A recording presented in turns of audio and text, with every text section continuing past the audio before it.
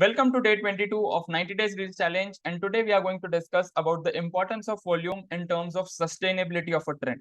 So let's take an example that there is a formation of higher tops and higher bottoms, that is an uptrend, and during that particular uptrend, if the demand is high, that is buyers are more, which means it is a strong uptrend.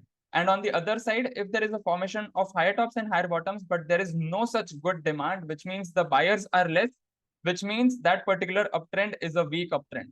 And on the other side, if there is a formation of lower tops and lower bottoms, and during that particular trend, the supply is higher, which means sellers are more, which means it is a strong downtrend. And on the other side, if there is a formation of lower tops and lower bottoms, and the supply is less and demand is higher, which means that particular downtrend is weak. And from that point of time, it can result into a sideways trend. And maybe after certain confirmations, that particular downtrend can get converted into an uptrend as well.